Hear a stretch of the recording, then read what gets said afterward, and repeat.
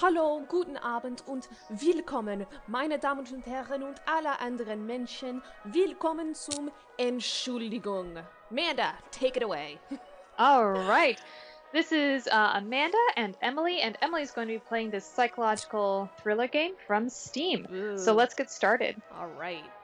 We both love psychological horror. Ooh. Shake the Wait, we have to go back back to change the text. Oh, the text? Yeah. Sorry, just changing the text really quickly because it looks like it's going to be kind of hard to read. Okay. How about the audio? I hear a heartbeat.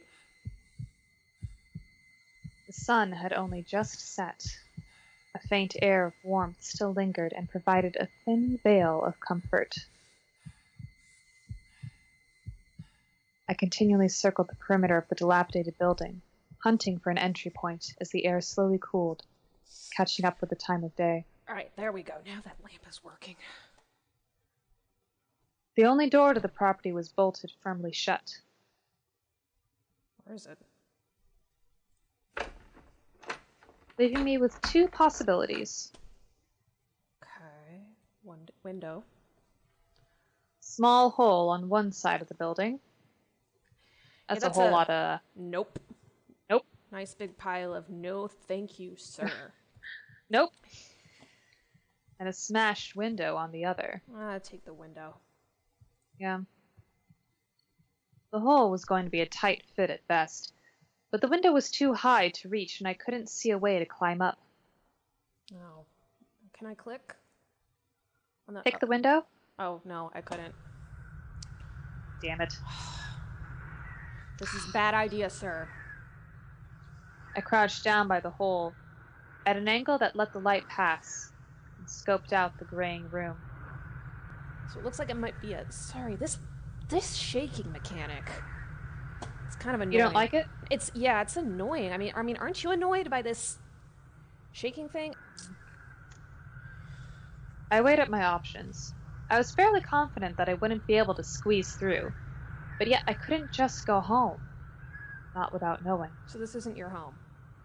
Yeah. You're no relation to this. You have no relation to this place. You're breaking and entering. Alright. This better be good. I'm aware that my stubbornness was totally irrational, that anyone else would have left at that point. But I felt compelled to unlawfully enter my soulless mistress. That sounds wrong. She had taunted me too long. So the house is your mistress. And you are unlawfully Don't, just stop. Alright, let's unlawfully enter the mistress. Okay, now that we've reverted back to our 13-year-old selves. Yeah. I sat in the damp dirt and kicked at the edges of the crumbling bricks. They were sturdier than I thought. Frustrated, I decided to just tackle the challenge head-on. I knelt down and held my arms in front of me as if about to dive. I slid them into the hole as I lay on my stomach. Comparable to the feeling you get when your head breaks through the icy barrier, I felt alive as I penetrated the darkness. What icy barrier? Like, I guess when you're underwater and you're drowning. Because we all know what that feels like when you break the icy barrier, and that's what... Yeah. I should also say, I'm using my technical support voice. When I worked in technical support, this is what I used to do. I'd be like, hello, this is Amanda. Someone would say, I thought I was supposed to be transferred to the technical expert. I'm like, I am the technical expert. You don't sound like the technical expert. Would you like to have a Morgan Freeman voice? So I found that if I just spoke in a lower voice like that, instead of like, hi, how are you? Everything's doing well and fine and dandy, even though my soul is dying. As I work in this call center. I dislodged dust, which made me choke, but it didn't matter. I used my feet to inch myself forward, feeling a little vulnerable as I lay there with my head on the floor, my shoulders blocking the light. I wasn't broad, but the awkwardness of the bricks... Sorry, I'm falling Sorry, I don't know why. I think it's just him saying I wasn't broad. But the awkwardness of the bricks caused me a bit of trouble. I overcame their defiance with forceful, calculated shimmy. Shimmy, I'm shimmy, sorry. shimmy. You can't make that word scary. I'm sorry. No, it's so out of place. Okay, go ahead. I'm sorry. We're not taking this serious. No, we're not. It was a slow process. I felt a little like an animal caught in a trap. But I didn't panic because I was sure I was making progress, even if it was merely millimeters at a time. My shoulders were still firmly clenched by the abrasive bricks when I heard footsteps. I hadn't expected this. Although the house was hardly hidden away, it was difficult to access. I could feel my already pounding chest now punching the earth. Punching the earth. Punch the earth. Figurative. I tried to speed up my entry, but I realized I was making more noise. As panicked me further, my flailing became increasingly frantic as the footsteps grew louder. The shaking has sped up. Unable to turn around and verify their closeness, I was blind, frenzied, but determined. It felt like a release when the tension left my shoulders, a small rush of endorphins. Comfort. Comfort? There are footsteps coming your way. Fortunately, I was slight, meaning that my hips were the only remaining obstacle. I pushed hard with my feet, clenching my teeth as I felt the jagged edge of a brick pierce my leg and scrape downwards. I was in. And we now have splatters on the screen. So because he called himself Slight, I'm now picturing the actor who was Rigetti in Pirates of the Caribbean and the Dwight character. Oh, yeah, what's his name? Mackenzie Crook? Yeah, I'm now picturing Mackenzie Crook. You're now named Mackenzie Crook. Panting heavily, I sat to the right of the hole, holding my legs close to my chest. As the noise of the stamping boots grew closer, I tried to stifle my gasps for air. I didn't have to wonder for long if my flailing had left an obvious mark. All right, British Dwight. I watched the shadow of a figure lean down and look through the hole. With nothing more than the very audible noise of my poorly stifled, frenzied breath permeating the complete silence, the shadow lingered next to me. We have a shadow. Splatters are gone, but now we have a shadow.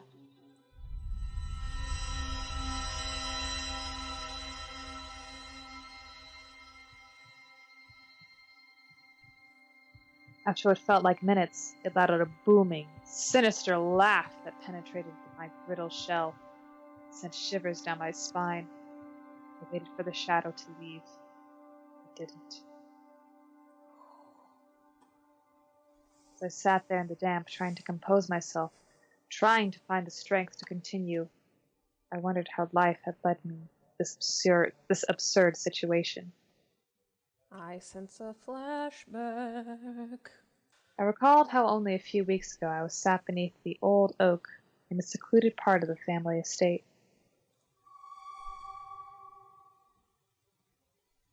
Secrets. Oh, the thing! I clicked on the thing. I moved the mouse away so I wouldn't have the mouse in the middle of the screen, but this was clickable. Okay. So there's stuff you can click. Ooh, that's good to know. All right. As a child, I would always hide there when my parents fought. It acted as a sanctuary, a place of comfort. I'd gone there intending to write my dissertation, but ended up dozing off after being distracted by the faint caress of thistle seeds, carefully carried by gentle updrafts from the valley below. All right, this guy's an asshole English major. He's writing a dissertation. Yeah, while being caressed by the thistle seeds. Calm down. I awoke with my body warmed to the perfect temperature by the waning Kentish sun. As I watched Mother Nature preparing the valley for a change of season, I allowed myself time to reacclimatize to reality. Okay, Dwight, we get it. I remember sleepily pondering whether my ancestors had sat in the exact same spot. They had been at all like me. It was probably the blood I was losing from my leg that caused my mind to slip. I clenched my fists, attempting to refocus my thoughts. All right, let's get back to the creepy stuff then, because your language was more tolerable when it was creepy. All right. Initially, I went to the riverbank to read. The serenity drew me in. I enjoyed the faint sound of water finding its way around the bricks and debris as it made its way downstream. I find silence difficult to deal with, so in a way, the consistency made me feel less alone. That's why you talk so much. Because no one else wants to listen, so you listen to your song. You listen to the sound of your own voice. Every evening after lectures, I would return to the exact same spot without fail. My reason for this was twofold. Firstly, due to being mentally sound, I recognized that it was healthier for me to spend as little time as possible with my family. Secondly, it was an attempt to claw back from a fraction of the routine and familiarity that was snatched from me. Dramatic. I came to the realization that I had lost everything during our immigration, and I held my head over the side of the boat, expelling every last morsel of my previous life into the sea. Just say you threw up. You vomited. You puked. You didn't expel your former life. Oh, jeez, I hate this guy. I hate you, Dwight. On the surface, it may appear that Berlin isn't too far removed from the cities you're familiar with, but once you're actually living there, you quickly realize that even the things that appear similar are in fact excruciatingly different. Oh my god, Berlin is not some crazy town. No. Despite my displeasure, I recognized that relocation was unavoidable after what had happened, so although I willed it to, my mind struggled to adjust. Move had also served to coax my family's deep-rooted problems to the surface. It's said that people are like onions. It's said that people are like onions, excuse me. If that's true, then my outermost skin is tough with unease. So we know that this man has watched Shrek. Thank you, Dwight. That's where you get your imagery from. Bear this in mind as you read this shadowed autumn tale, for it is born from a desperation to escape. No, something purer. A longing for serenity. Can we, get back to the creepy Security. stuff? Because, this is drawn out. I was the only one on the riverbank that evening, as the frost had crept in early and the wind had grown especially bitter. I will say, I do like the music. Yes, the music is good. Mm-hmm. And the artwork was pretty good too, Mm-hmm. if you just see it. Yeah. Keep looking, by the way, for more collectibles. I know, I'm looking. On top of this, the ground was damp, but I was far too engrossed in the Edgar Allan Poe anthology I was devouring for the cold to claim any sort of ownership over me. Definitely an English major. I was blissfully lost in the depths of a world far more interesting, until something tore me away. Ooh. A flicker of light, caught up in the periphery of my vision, which, like a reflex, involuntarily caused me to look up and rejoin the real world. As I watched the reflection of the crescent moon and twinkling stars dueling each other on the inky water, I briefly contemplated the hushed murmurs I had heard of an incoming war, before returning to the far more intriguing world of the deceased Mademoiselle d'Espagne. A short while later, my peripheral vision disturbed me again. This time, it had a greater impact, and I was suddenly alert, on edge. I stared intently at the derelict house that sat imposingly across the river, trying not to blink. Why? This one? I think that's the only house. I was succeeding until a dry gust hit me face on. Oh, I guess that's what that flash was. I was squinting through the wind, but I saw it, and it was moving. My eyes were wet, so it was hard to be sure, but the blurred, clouded light that I could see through a window appeared to be emanating from a lantern. I wonder if they have to shake that one, too. I involuntarily blinked again as the icy air meshed with the moisture in my eyes. When I reopened them, the light was gone. I rubbed my sleeve over my eyes before walking down the bank. Jeez, my wrist. You're getting a workout. Oh, just don't man. carpal tunnel. Get those calories in while you're just sitting there. I squinted as I got closer to the house, trying to study it through the dark. There were a few streetlights behind me, but I'd yet to see them lit. I suppose this was due to the area being primarily industrial, and therefore keeping regular hours. That doesn't make sense. Industrial Like areas usually, there is always light. Yeah, because there's usually a worker or someone. Whatever. Dwight. I'd seen the incongruous, dilapidated house numerous times during the day, and tried to match the picture in my head with the silhouette I was now confronted with. Although I knew nothing had changed, somehow it looked entirely different. I remember asking my English-speaking lecturer about it once. Strange to think that it had previously stuck out to me. I suppose I had thought it odd. Lonely, even. Situated flush between two busy factories, seemingly free of purpose. She told me that her father had worked in a larger factory and that, as far as she knew, the house had always been empty.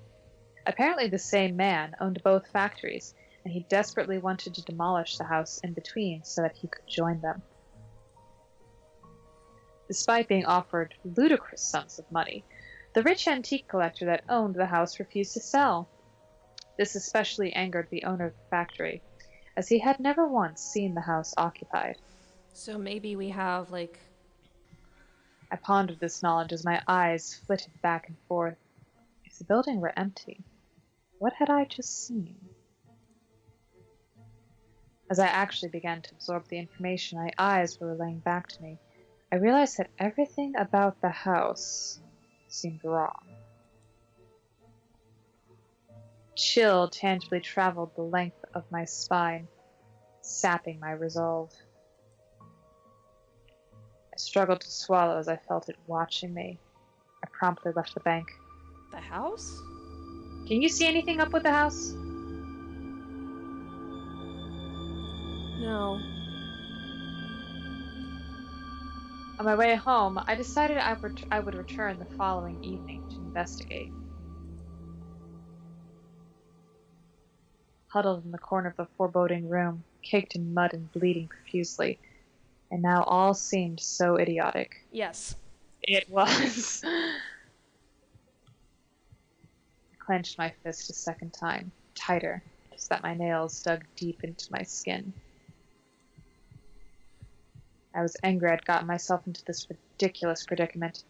Since my arrival, the building had been a parasite, gnawing away at my subconscious. Oh my god, you just crawled through a hole. Now you can go through the broken window. As I watched the menacing shadow wavering slightly, my mistake was clear. I didn't belong there. I should have been at home.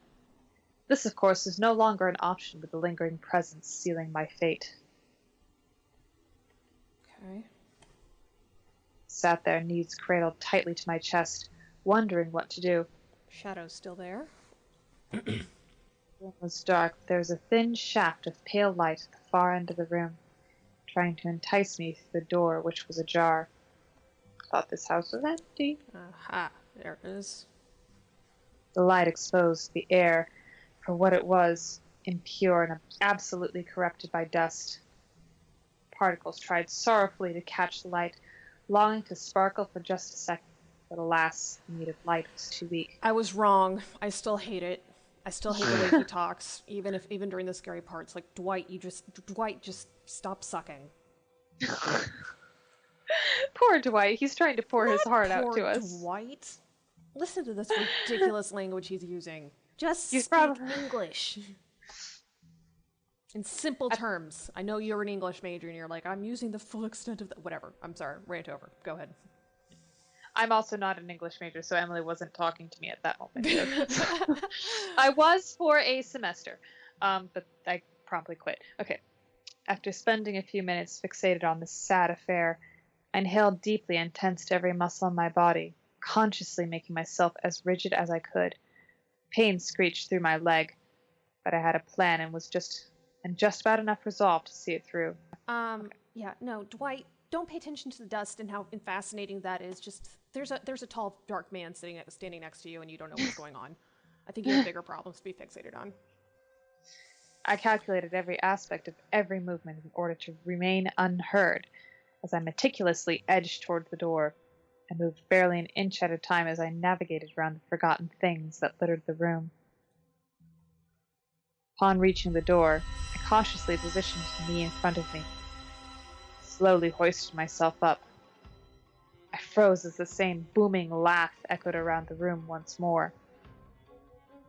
I love the music. I do love that. It's really setting the atmosphere. The shadow disappeared almost instantly, and I remained perfectly still for minutes, waiting for the footsteps to follow suit. They never did. They grew faint at times, but it never lasted long. Stamp. Stamp. Stamp. Stamp. Stamp. The imposing persona circled the building rhythmically, like a hawk. I was panicking, losing control. I had to get out, but there was nowhere near enough time to grapple with the hole again. That left me with only one choice. I had to find the smashed window and see if there was a way down, or at the very least I could use it as a lookout. I could wait there until the figure left. Although I knew there was no immediate threat on the other side of the door, I cautiously inched it open. The light caught the blood on my leg, which was starting to congeal. The artwork is good as well. Mm-hmm. My eyes automatically followed the light to its source, a grand window at the top of the stairs, which was in an almost perfect alignment with the imposing moon. With the light being as dim as it was, everything apart from the stairs was painted with blackness. Even the door frames were only just visible. The house seemed intent on keeping its secrets hidden, and it was the unknowing it oozed that scared me. Sorry, my cat is like circling around my legs. So I just like the word ooze. Ooze. Sorry, if you hear a little bell, that's my cat. She wants attention. I tried to focus on my immediate goal and snapped my head back toward the moon as I started to make my way up the uneven, rickety stairs. I analyzed each step to make sure I skipped ones that looked the least stable. This meant having to wait at times due to the moon repeatedly being blocked by obtrusive gray clouds. When I reached the ornate window, I wiped away the thick layer of dust before attempting to make out the grounds below. Why was that underlined? I tried clicking on it. I don't know. Oh, shit. Sorry, Amanda. Oh, that's okay. My eyes lingered on the spot as my mind raced, trying to reach some sort of epiphany but failing.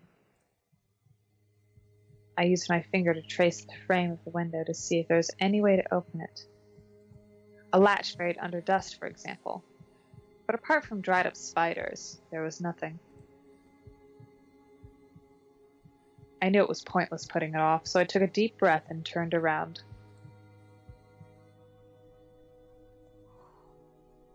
The grand window bathed the sorry. I'm so sorry. I'm trying to click. I see something. I'm clicking on it. Gosh, I'm You sorry. have two jobs. I'm sorry. I know, I'm failing. It's just, we saw that one interesting thing and I clicked on it, so I'm like, oh, I'm trying to be on the lookout for other interesting things, and I click and... Well, no, I get it. I did tell you to be on the lookout for clickables to click upon. Okay. I'll wait. Right. I'll wait till you're done reading next time. Okay, that's okay. I was surprised to see that none of the furniture had been removed. Even personal items lingered. There was a grandfather clock, faded pictures of past lives, even a large hanging lamp complete with moth-eaten shade. The decor gave me the impression that the grand house had been occupied by a wealthy family almost a century ago. Almost a century, you have that determination. Although the building was now just a house and no longer a home, I could quite clearly picture what it must have looked like in its prime, devoid of happiness and more actively oppressive. Well, aren't you just a barrel of laughs? I wondered how the family must have felt, what their day-to-day lives comprised of. Despite it being a different time, a different city, I felt kinship with whomever grew up there. Absent-mindedly wiped my finger along the top of a cabinet as I walked down a hallway, leaving my mark in the dust. I stopped suddenly when I felt my finger across a gap in the dust. There was a second trail? My hand twitched and I pulled it to my chest. I knew that I needed to get out of there as soon as possible, but I couldn't help myself. I reached for one of the drawers and pulled lightly on the metal handle. It was locked. I tried the next one. It was stiff, but opened reluctantly. Just stop. The drawer housed old documents, all written in German. There was a photograph attached to one of them, which I angled toward the light in order to get a better look. Picture of a man wearing a smart uniform. The majority of his face had been scratched out. I instinctively looked behind me, and the shadows crept ever so slightly closer. I pushed the drawer shut forcefully and made my way to the room that I suspected contained the broken window. It was missing both a door and its frame, making it feel exposed. Despite not being in the direct path of the moonlight, I squinted as my eyes adjusted. The room was missing both a... Oh, sorry, I read that again. I squinted as my eyes adjusted. I could faintly make out a child's bedroom. A girl's room with a collection of antique dolls could be considered here. Look at the eyes. Yeesh. I ignored their eyes as they followed me to the window and instead focused on listening. Oh my god, there are more. Oh, there are more of them. Silence. That was a good sign.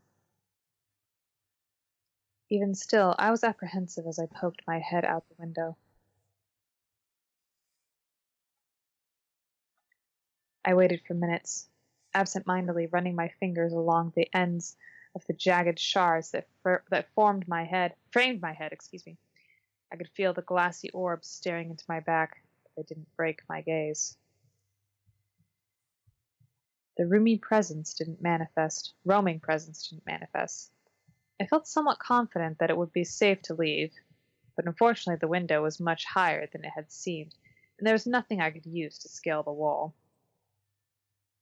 The only option would be to fall from the ledge, but due to its height, there'd be a very real chance of breaking my legs. This didn't stop me contemplating it for a minute, but I eventually faced the fact that I was left no choice but to tackle the hole for a second time. Or, you said the door was bolted shut. You could probably unbolt it from this side. Yep.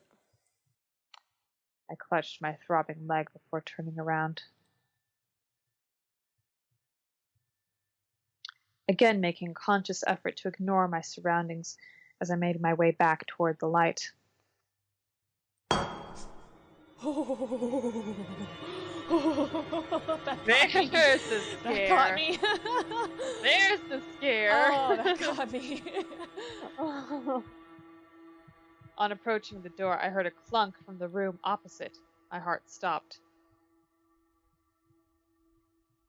I had not been mistaken. It was too pronounced. The air left my lungs and I felt the blood pulse around my body as a second tsunami of adrenaline hit me. I instinctively turned away, but as the echoing in my throbbing ears subsided, I knew I couldn't ignore it. Yes, you could. No, do. I Against my better judgment, I approached the door and slowly turned the handle.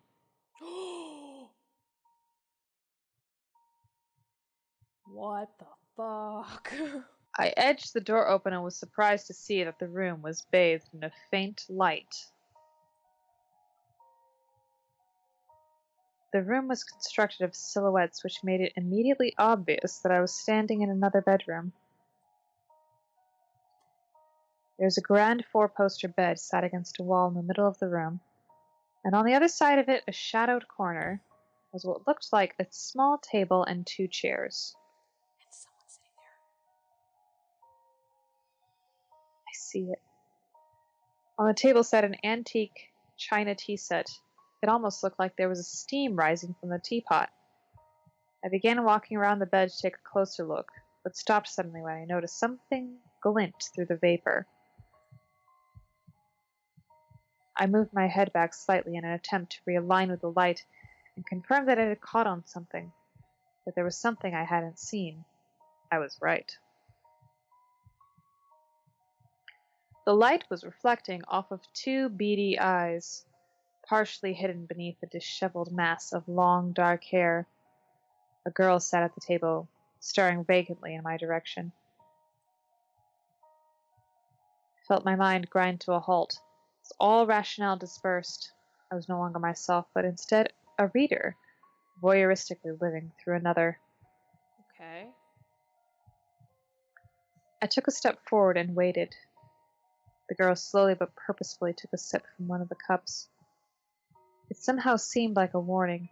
I hesitated before taking another step, and again before taking the one after. As I got closer, I could see that her thin white gown was heavily tea-stained. Staining continued to the worn doll that sat hopefully on her lap and, to a lesser extent, the ones that huddled around her on the floor.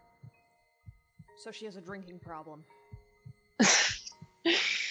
Had the bedroom opposite been her sister's?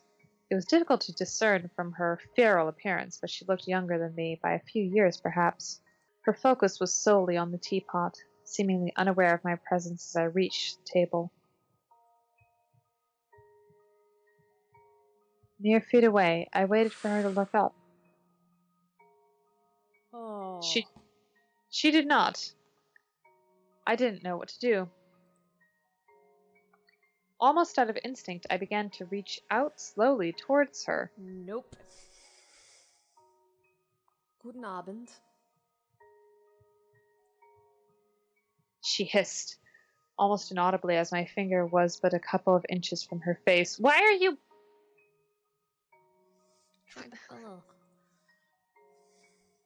I recoiled. It sounded like a warning. I tried to speak, but no words came out. Ooh. A previously unseen lantern hanging on the wall beside her ferociously blazed into life, the scene utterly transformed in the fire. Stains now more closely resembled blood, the chilling effect intensified by the flames that danced madly in the dozens of soulless, gray, glossy eyes. In time with the burst of light, the girl was now staring me dead in the eye, her expression blank. The scene had an effect which was not dissimilar to that of an explosion, the shock of which had reconnected me with reality.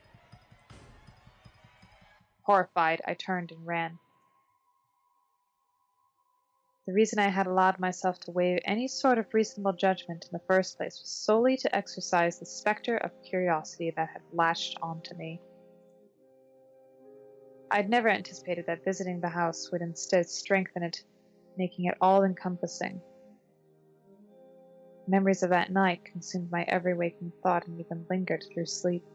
Wait, so how'd you get out? Yeah, weren't we gonna fight through the hole again? Yeah. Oh well. Maybe he jumped out the window and broke his legs. Anyway. The girl. Who is she? What is she? She seemed devoid of humanity, but was not an apparition. She physically interacted with the world around her. How long had she lived like that? Perhaps she'd always been there, alone. Was my responsibility to save her? No. No. How had the light suddenly burst to life? Surely the gas system was no longer functional. You know what you do? You call the police. Yes. Or you talk to someone else like an adult because you said this was a girl. Yeah. Anyway. These are but a fraction of the questions that swam endlessly in circles, refusing to let me rest. As time passed, my ability to function started to suffer and I was becoming obvious to others. I had no choice but to return, to strike off as many of the questions as I could. No. You talk to somebody. Not wanting to shirk my responsibilities for the day, I made my way back to the house as soon as the sun began to rise, before the world awoke. It was a crisp autumn morning. The air held promise, and the house benefited from it. I then realized that I had never seen the house in broad daylight before. Didn't you say you passed by this house a couple of times? Yeah. Oh, whatever. It's hard to verbalize, perhaps because it's abnormal to fixate on a structure, but it seemed somehow purer. Things usually do in the morning when there's light. Yeah. With less trepidation, I climbed the fence and repeated the pattern of that fateful night, starting with the iron door, which was still bolted firmly shut. I subconsciously rubbed my hand over the raised scar on my leg as I made my way toward the wretched hole. The pace quickened as the familiar wall entered my field of view. I felt my throat tighten as I struggled to swallow. How could this be? The hole was missing. Ooh, that's a sign. You should leave. The brick looked too weathered for it to have been recently repaired. I cautiously kicked the wall, half convinced that my foot would pass right through. It didn't. Solid brick. I shook my head and blinked rapidly. Had I dreamt the whole thing? I circled the building to see if there was perhaps a way in that I had missed before. There wasn't. It didn't click until my second loop around, but there was no smashed window. Yeah, I was gonna say this window was repaired. Sat in its place was a window like the others, its thick glass deeply stained by the glow of the low-lying sun. Even with the reflection acting as a barrier, I could see something behind the window. I walked a few paces so that the glare was less intense. Ooh. I felt my stomach drop. It was her. She stood perfectly still, seemingly fixated on the river. Her black eyes were light as before, only this time they mirrored the sun's warmth. I hesitated a moment before shouting up to her, aware that it could be making my unwarranted presence known to passers-by. Hello. I knew she could hear me, yet she didn't move an inch. Guten Morgen. Oh, that's still you, but whatever. No, I think that's you. No, that's him. Oh, guten Morgen.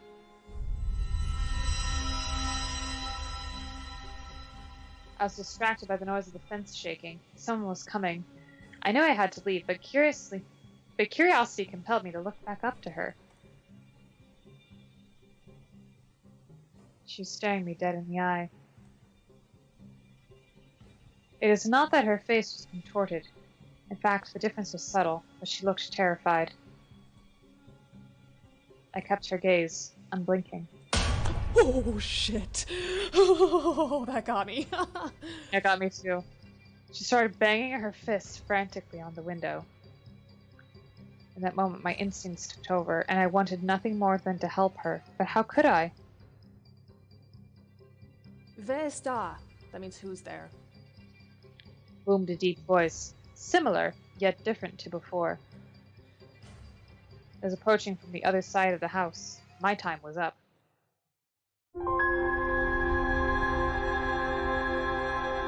I looked up one last time. Once again, she was staring distantly into the river, as though she had never moved at all.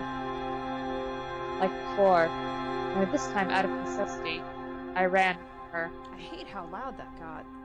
Yeah, that got very loud. Oh, the fucking lantern again. There was a tall mesh fence separating the old, disused railway from the world. I strayed from the usual route I took to my lectures one day in order to walk its length. It had not taken long to discover a small breach hidden behind a cluster of trees. Since I no longer went to the riverbank to read, out of unease at the prospect of her watching me through the darkness, I was overdue a sanctuary, a space to call my own. I decided that the platform I could see through the fence would serve as an adequate replacement. That's a horrible idea. Yeah. So to make a mental note of its location with the intent to return that evening. That first night I sat uninterrupted on the platform and read. The next night, after reading for a while, I decided to walk a short way down the tracks of each night after that, and each night after that I ventured a little further. As the weeks passed, I had gotten to know the abandoned line railway relatively well. I began to feel some ownership over it, which was important to me. It had become my place. Fog wasn't uncommon, but this particular night was different. The platform was invisible from the fence due to the combination of the tracks being situated on a slight hill and the area being blanketed with a fluffy, low-lying fog, so that it all seemed almost tangible. Despite the chill, I liked feeling it on my skin, and the mysteries it hid excited me. I felt compelled to explore. This is why... This is a stupid person. I focused on the weathered iron rails as they were the only constant on my way up the steep hill. The blinding effect of the fog, coupled with the darkness, made everything feel new as if it were slowly unveiled. I cannot read these for the life of me. There was also added an element of danger, as the muddy soil had been reclaimed by underdeveloped trees that were intent on making their presence known. As I weaved my way through the alien landscape, I contemplated the human psyche. Of course you Why? would. I tried grasping the fog in my hand as I questioned the ability to differentiate between reality and fiction. The events of that night were undoubtedly surreal, but at the same time, they felt so palpable. So which is truth? I had relived each scene over and over in my head so many times that it now felt like analyzing a story. I wasn't afforded that luxury for long, though, as I was yanked away from my musings by a pale figure that slowly revealed itself through the fog. Oh. Even before this process had finished, I knew who it would be, and decided in that moment just to accept it. She was sitting with her feet over the edge of the platform, watching the half-moon. She remained perfectly still, not acknowledging me in any way as I joined her. This didn't make me uncomfortable. It's what I had expected. I sat there for what must have been at least half an hour, soaking in the peace of the silent night with her. A requiem I'd heard earlier played soothingly in my head. As the fog slowly disappeared, so did my thoughts. Oh my god. It was the first time since that night that I'd been able to clear my mind, and I was grateful for it. But eventually the bitterness of the air became overbearing. I considered saying something, but decided against it. I pushed myself forwards off the platform and began making my way back. I was no more than 50 feet away when I heard something lightly hit the ground behind me. Without slowing my pace, I looked over my shoulder.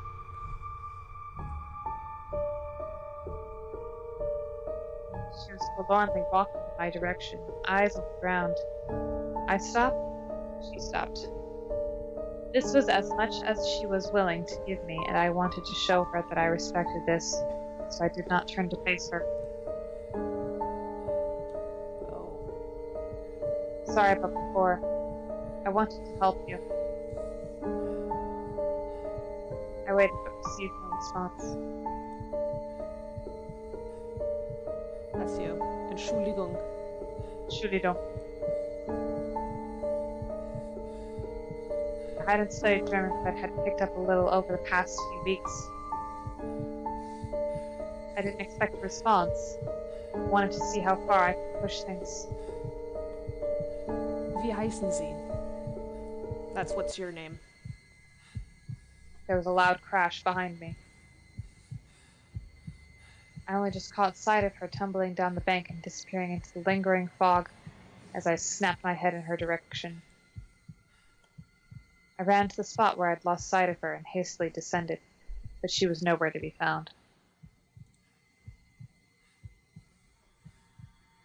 At the bottom of the bank, in the center of a slight mound, grew a single lily of the valley. Its purity and perfection contrasted sharply with the festering darkness that surrounded it.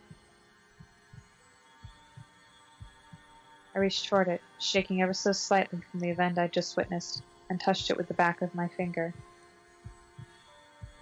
It felt cold and wet. I didn't want to leave it there. It didn't belong. I picked it and consciously placed it in the breast pocket of my shirt next to the warmth of my heart. I had a dream that night. Well, a nightmare, I suppose. And it was devoid of any positivity. I found myself lost in an underground system of caves. A bunker, perhaps. Despite it being pitch black, there was an uncomfortable air of familiarity. It felt like a distant memory. A place I'd perhaps visited as a child. This was not that sort of darkness you experience in the dead of night. This was true blindness. Consumed by disorientation, I desperately groped the air around me as I blindly jogged forward. As time passed, without any indication of progress, hope lessened, leaving room for hysteria to take over. I was fighting a losing battle. My breath becomes heavier, saturated with dampness, with panic. I noticed a patch of darker black to the left, ahead of me. A passage! I knew what the fluctuation in darkness meant, and immediately spun around to confirm. Although very faint, probably emanating from numerous twists and turns away, a pale yellow glow penetrated the darkness. I was unable to move, unable to do anything but watch it. Everything was happening gradually, but the light was definitely growing brighter, the presence creeping closer. My breath grew heavier still, and I felt intensely nauseous. As my visibility grew, I noticed something appearing on the wall in front of me. It became easier to make out the longer I studied it. Oh dear. A message, written in blood. All of my instincts told me to run, but my only option was blind darkness. That means help me. Try and escape, run into the blackness, or stay at the edge of the light, try and navigate your path. Leave! Get the fuck out! So run into the blackness? That's the thing, isn't it? I'm picking stay in the light. Okay, yeah, you're the one playing. I decided to stay at the edge of the light's reach so that I had some visibility, but at the same time I was conscious to keep enough away from whomever was approaching. After only a short while, I reached a dead end. There were two large iron doors. Oh, then it wasn't a dead end! Surprisingly, they weren't rusty. If anything, they looked new. Somehow I knew they'd both open, but which one did I pick? Oh, frick. Left. The door was heavy, but it didn't make much noise. I used my shoulder to nudge it open just enough to get through. This is like a bait and switch! Suddenly, it's interactive. I know, now it's interesting. I was nimble, despite my commitment to keep quiet. I wasn't long before I had to make the same choice again. Oh, come on. Right. This would be a scenario that seemed to repeat itself endlessly. Oh, dear. Oh, frick. Links. Felt like I'd been there forever. Ah! Oh my god, there's only links. Each choice I made, my anxiety rose.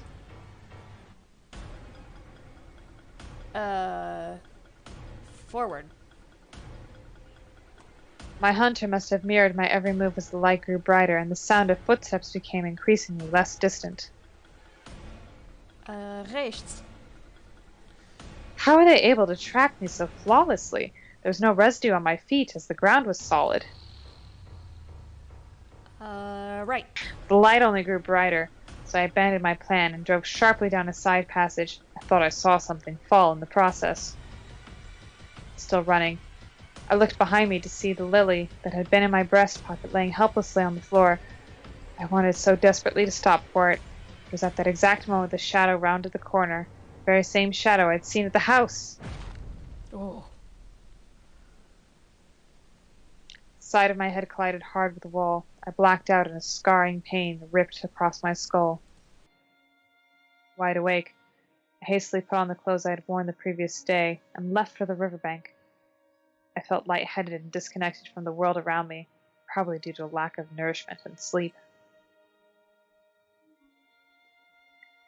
I focused on the windows, willing someone to be there, desperate to claw back my sanity, desperate not to be alone. The window was empty, but not all hope was lost. I swiftly scaled the fence and hastily jumped down, feeling something crack in my knee as I hit the floor. Past the point of carrying, I ignored the sensation, focused on the wall. Oh, the hole's bad. The hole was there exactly as I had left it that fateful night. One second, man. I'm gonna turn down the music. The hole was there exactly as I had left it that fateful night, complete with the dried blood coated in the fractured bricks. I felt a sudden rush of anger upon seeing it, having been at its mercy. I punched the painted brick that had scarred my leg. My fist stung as the skin was torn off, but it felt satisfying. A small chunk of brick was dislodged, so I continued. I held onto the anger until I created enough room for an easier passage. Oh, jeez. Although the fresh roof was coated with brick dust, it still stung in the wind. I adopted the same position as before and felt a familiar rush as I re-entered. The house was easier to navigate in the day, and although I saw it with increased clarity, somehow it was just as sinister. Despite feeling comfortable, my curiosity was more prominent. I longed to see the secrets that the blackness had hidden, to see the house exposed. I wanted to uncover all that I could about the girl, and the more I learned about the house, the closer I'd become to her. I ventured into the unknown with an almost childlike excitement, which rapidly diminished as the rooms did not attempt to mask their blandness. Although it had been the same stairs, I was surprised at just how lived in the house felt. The thick coating of dust, the dense spiderwebs that laid claim to its contents, and even the strong smell of damp weren't difficult to see past. The occupants had obviously left in a hurry, as it appeared that nothing had been removed. The ornate furniture sat awkwardly, unsure of its purpose. There were decorative ornaments, but the room lacked a distinct personality. The primary aim of the house was to portray a particular image to those that it entered. I knew this because in many ways it wasn't dissimilar from the house I grew up in. The most interesting feature was that the ornate grand piano that took command of the formal lounge. I used my sleeve to wipe dust from the stool before sitting down. I had somewhat mastered the piano as a child and was curious to see how this one sounded. I placed my finger on the middle C and held it there. It responded with a warm, rich tone that filled the room and lingered longer than expected. As I absent-mindedly recited a piece that my parents favored, I imagined the room in its heyday. I suspected that the girl had been made to perform in the same way I had. I pictured the faces of the people who were obligated to attend, standing around me, using alcohol as a fuel for small talk, willing time to pass. My fingers tingled as they danced along the keys. The sensation became more intense as my unresolved frustration grew. I looked down to see that the white ivory was being stained red, blood dripping from my hands. Yeah, seriously. I jumped up in horror, my hands shaking as the pain caught up with me. I hastily made my way to the bathroom. The taps didn't work, but there was some distilled alcohol and a towel in the cupboard. The pain was intense, but I knew it was transient. I gritted my teeth and did what I had to. Oh. As the doors upstairs were closed, apart from the door to the master bedroom, which felt unusual, I inhaled deeply as I approached her room, realizing that I hadn't planned what to say. I quickly discovered that it would have been a waste of time anyway, as she was not there. She had left a delegate in her place, though. The doll, which had once sat on her lap, stared vacantly forward at the table, the centerpiece of which was my Lily. It proudly stood like a beacon in the bright light that streamed through the window. It radiated life outward to the forgotten, soiled remnants that vicariously surrounded it. Unable to take my eyes off it, I took the seat opposite the doll and watched the Lily with her. I was aware of the countless other eyes in the room, but was not deterred. In fact, I was happy. I approached the window and looked down toward the riverbank, as at the spot I'd used to sit. I wondered for a second if I would see her, if we had somehow switched places. I gently touched the glass, vividly picturing how she had hit it, with terror in her eyes. The glass was cold. It sent a shiver down my spine, which almost made me recoil. I turned back to the Lily. Seeing it instantly restored the warmth the window had taken. I wanted to stay longer, but didn't want to impose. I didn't want to risk feeling unwelcome. Without even thinking about it, I returned to the same time the next evening. Again, I struggled to leave, so resolved to return the following evening. The compulsion did not wane, so the visits became part of my daily routine. It was the one part of my day that I looked forward to. That's sad. I was not sure how long a flower so small and delicate should live for, but I made sure to bring fresh water for it daily. The days soon turned to weeks, but it showed no signs of wilting. In fact, it seemed to thrive in the center of the damaged dolls. I wonder if they were somehow providing it with sustenance. After tending the Lily, I made a point of sitting with the dolls to show my appreciation. I kept them company in the ways you would an ill aunt. Oh, this is creepy. As I became more comfortable with them, I got into the habit of telling them about my day, and, despite their silence, I could tell that my presence was appreciated. As time passed, I found myself growing increasingly wary of the dolls, and, more importantly, I worried about the health of the Lily. They could never care for the Lily in the way I could, and it deserved so much more than that vile house. I could tell that it longed for fresh air. Besides, it had been taken unfairly from me anyway. It was mine. Okay. I felt their judgment as I snatched the Lily from the vial and placed it back in my breast pocket, but I instantly felt more complete. I promptly left, but habit dictated that I return the next day. I would show them all how much happier we both were. She looked me in the eye as I entered her room uninvited. Concern was splattered all over her face. Afraid she would disappear, I held her gaze as I cautiously approached. I was unsurprised to see her. I knew what she wanted, why she had come back. I took the Lily, which had become slightly limp, out of my breast pocket and rested it gently on my open palm. I held it toward her in the same way one would present a lump of sugar to a horse, meant as both a sign of gentleness and self-preservation. Without breaking eye contact, she cautiously reached for it. I felt her ice-cold finger wrap around the flower. Like a Venus flytrap, I snapped my fingers shut hard around her hand, her face twisted in discomfort. Her hand was rock solid, as if it had been frozen. My immediate instinct was to let go, but I overcame it. This path was a result of her, and I couldn't bear to spend a moment longer living at her mercy. I yanked her up and gripped her arm with my other hand. What the? She yelped silently as I threw her hard onto the bed. A thick cloud of dust flew protectively off the moth-eaten duvet. It was so dense that it felt like tar in my lungs as I desperately tried to avoid asphyxiation. Using the dust as a decoy, she began to edge away. With my eyes watering, I jumped on top of her, pinning her down. What the? She was face up, but her head was to the side, looking toward the window. She was not writhing as I would have expected, but instead she was completely still. Even her face showed no emotion. She flinched as my hand brushing her thighs. I made that joke earlier, but... Oh my gosh. Do you want me to keep reading? Yes, just keep reading.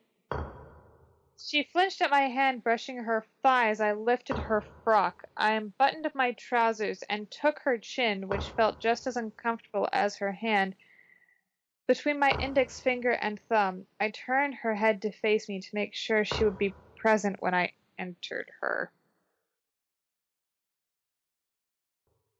I kept my grip firm and our eyes were barely an inch apart, but even then they failed to connect. She was looking through me. What are you doing? Frustrated, I thrust my hip so hard. The sensation felt amazing. Oh gosh. She let out a muted cry of pain, and her eyes seemed to rattle with the force. With curiosity, I pulled my hips back before thrusting a second time. I involuntarily let out a slight moan as I exhaled. Her eyes repeated a similar pattern, only this time her pupils didn't return to the center. With less of a gap, I thrust again, and this time they rolled backwards, completely out of sight. The doll's head turned around! Caught in the motion, I thrust again, and the result of her body followed suit. So I let her chin slip from my grasp as she flopped back lifeless. I could feel myself pulsing inside her as I lifted her arm and promptly let go. It made a clunking noise as it hit the side of the wooden bed frame. So he's raping a doll? I tapped the same arm with the back of my fingernail. It was hollow china. Unable to remain still, I moved my hips back and forth ever so slightly as I firmly grasped the back of her head and lifted to where it had been. I studied her face, and it seemed obvious now. I shook my hand until her pupils rolled back into place. It was as if she had returned to me. I watched the reflection of the full moon flutter in her shaking glass eyes as I rhythmically moved inside. This is uncomfortable. Yeah. This guy's just a... Oh, now that's how it ends? That's how it ends? That's how it ends? I mean...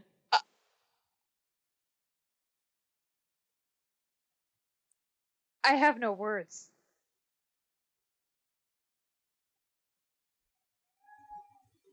You said it, Oz.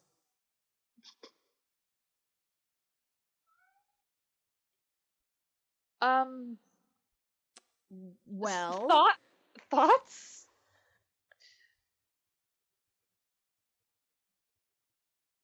I mean, he definitely should be sorry. It had a lot of twists in the story. Yes. Which kept you engrossed. Yes. That ending, man.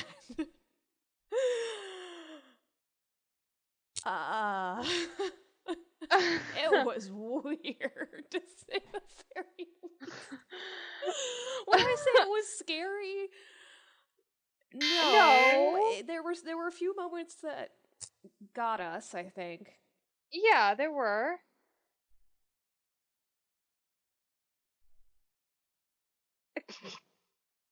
I don't know what to say. I think, like you said, I think the music was great. I think that there were twists in there that kept you engrossed, but I feel like they were a bit few and far between. Yeah. I feel like, the 3 or 4 acts of the game, I feel like they were stretched out a bit Yeah. too much. I think that having things like more collectibles, I don't know if you found any more collectibles. No. Or just a little bit more interaction, like scattered here and there, that would have helped a little bit. I think the script itself was fine. I know you said that it annoyed you. Yeah. But I think the script itself was fine. I just think the story might have needed a little bit more depth or something.